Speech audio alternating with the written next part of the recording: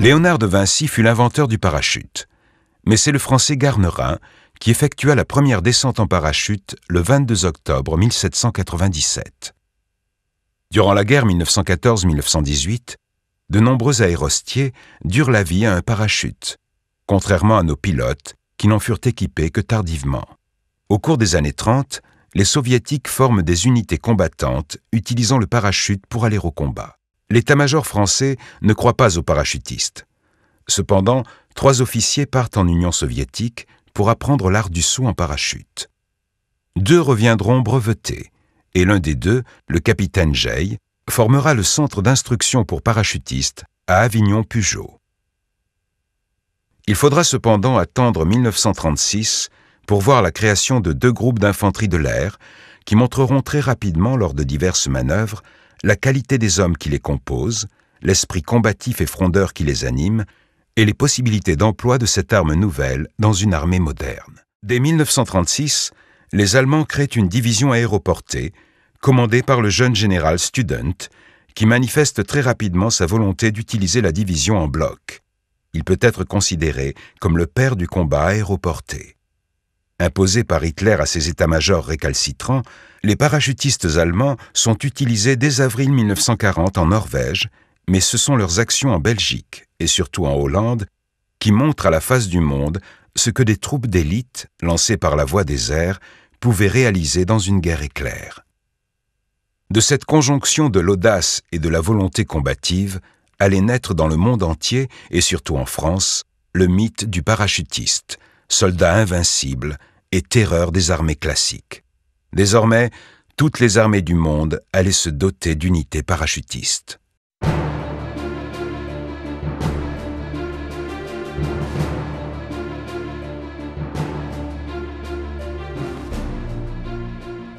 Septembre 1940.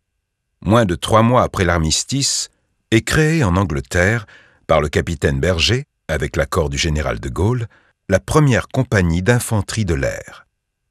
Mars 1941. Après parachutage de nuit, 5 membres de cette unité accomplissent une mission en Bretagne.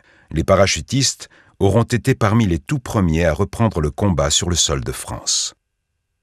Mis à la disposition du Major Sterling, inventeur d'une étonnante formation, le Special Air Service, ou SAS, les parachutistes français, sous le nom de French Squadron SAS, vont, avec leurs camarades britanniques, accomplir toute une série d'actions d'éclat qui coûteront à l'ennemi plus de 400 avions, d'innombrables véhicules, des milliers de litres de carburant et de nombreux morts et blessés.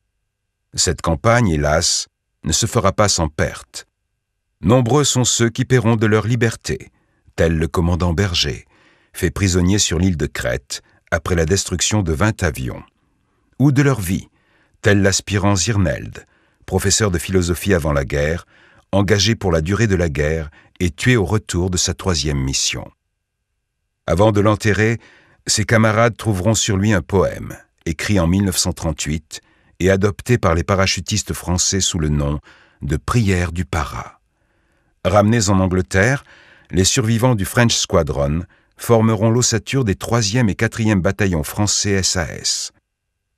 Le 5 juin 1944, veille du débarquement allié en Normandie, les SAS français seront les premiers parachutistes à sauter sur le sol de France, loin des plages, au cœur de la Bretagne, pour y former avec les maquis locaux une zone de guérilla qui retiendra de nombreuses forces ennemies, lesquels feront défaut au commandement allemand sur le front.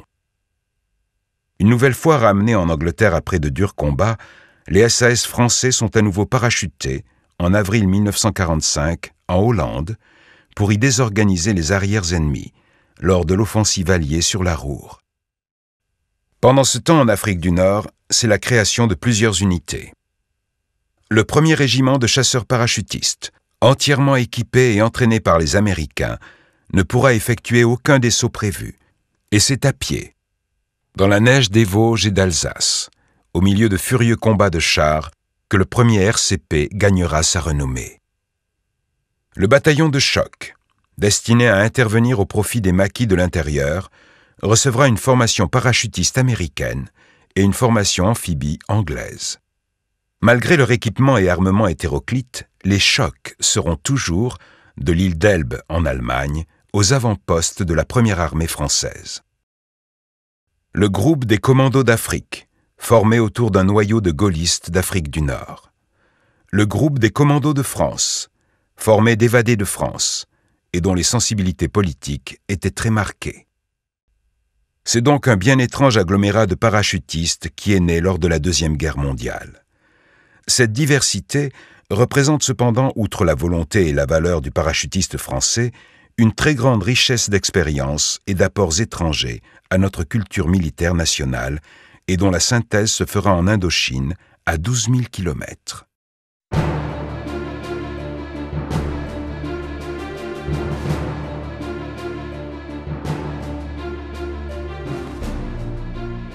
L'histoire des parachutistes en Indochine commence avant que Colmar ne soit libéré.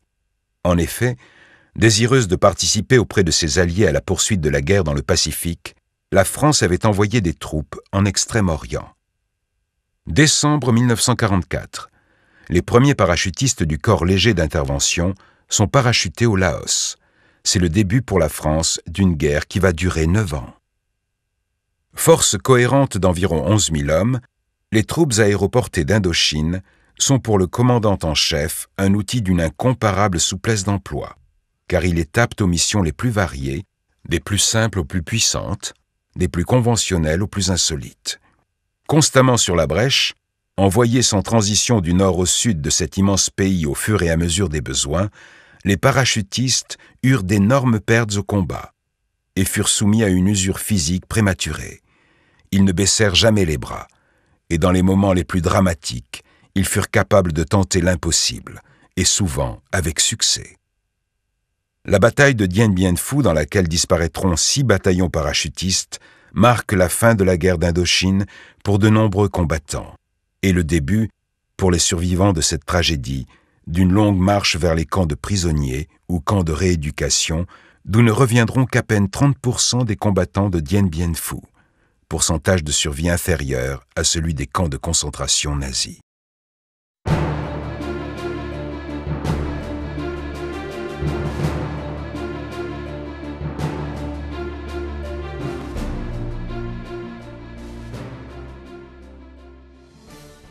En rentrant d'Indochine, fin 1954, les parachutistes trouvent une partie du territoire national, l'Algérie, menacée par une rébellion armée.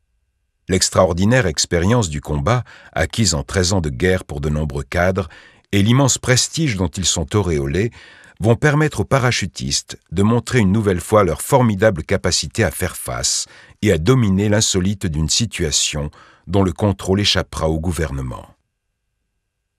Les multiples savoir-faire et le dynamisme des parachutistes vont très vite les imposer comme les leaders de la lutte contre la rébellion. Ils s'impliqueront avec une telle détermination, une telle foi dans l'accomplissement de la mission reçue, que beaucoup d'entre eux ne pourront accepter l'issue imposée par le gouvernement. Soldats de l'insolite, les paras surent faire face avec succès à 2 problèmes aussi différents l'un que l'autre des combats habituels. La lutte contre le terrorisme dans une grande ville et la destruction de bandes armées insaisissables dans un immense arrière-pays montagneux. Dans le Djebel où ils étaient chez eux, les paras mirent au point une tactique d'assaut vertical à partir des hélicoptères dont l'armée française venait de se doter. Le pion de manœuvre, qu'était le détachement d'intervention d'hélicoptères, permettait de poser simultanément 70 à 80 hommes à proximité immédiate, voire sur les bandes armées repérées. Cela nécessitait des états-majors parfaitement rompus à ce genre de manœuvre et des troupes parfaitement bien entraînées et aguerries.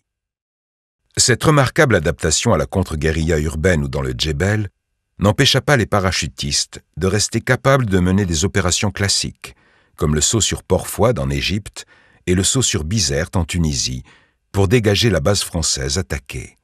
Ces 2 opérations étaient le prélude aux actions extérieures de notre monde contemporain.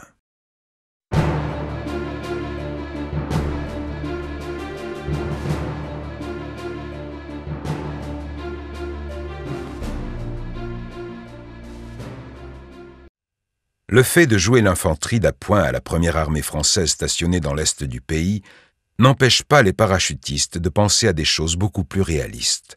En effet, les soldats de l'insolite qu'ils sont restés ont été les premiers à comprendre que la politique d'indépendance voulue par le gouvernement conduirait tôt ou tard à une utilisation nouvelle des forces armées de par le vaste monde. Ils s'entraînent ainsi pour d'éventuelles missions que la situation internationale rend vraisemblables. Ils organisent tout un système d'alerte et de renforcement progressif, créant ainsi un outil d'intervention prêt à l'emploi. C'est cet outil que le président de la République utilisera en 1978 lorsqu'une opération militaire délicate s'avère nécessaire au Zaïre. Ainsi, l'opinion publique française découvrit que 16 ans après l'Algérie, il existait encore en France une troupe d'intervention opérationnelle capable d'intervenir à 7000 km de ses bases pour sauver des vies humaines et empêcher un pays aux réserves stratégiques immenses de sombrer dans le chaos. La même année 1978 verra aussi la première participation française aux opérations de maintien de la paix dans le cadre de l'ONU par l'envoi d'un régiment de parachutistes au Liban. À Beyrouth, les parachutistes paieront d'un lourd tribut leur engagement total au maintien de la paix. Du Zaïre en Afghanistan, en passant entre autres par le Tchad, le Liban, le Cambodge, l'Irak, l'ex-Yougoslavie, le Rwanda et bien d'autres pays encore, que ce soit dans le cadre de la politique des Nations Unies ou dans le cadre de notre politique nationale, les parachutistes d'aujourd'hui, en s'imposant naturellement par leur sang-froid et leur valeur professionnelle, s'avèrent tout aussi efficaces dans une mission humanitaire ou dans les missions plus musclées de maintien de la paix qu'ils le sont habituellement dans une mission de combat. De fait, de nos jours, des unités parachutistes de très haute valeur opérationnelle opèrent dans les 3 armées et la gendarmerie. Les hommes qui les composent maintiennent à un très haut niveau l'esprit parachutiste, précieux héritage de leurs anciens. Comme eux, et quelles que puissent être les vicissitudes de la vie, ils s'entraînent constamment à toutes sortes de missions, pour être capables, le moment venu, de défendre les intérêts de la France, quelles que soient les circonstances ou les situations. Car leur grande force, c'est d'être toujours et à jamais les soldats de l'insolite. Beaucoup ont déjà versé leur sang pour la France, et tous aujourd'hui, encore, continuent à exposer leur vie pour la patrie. Ne l'oublions pas.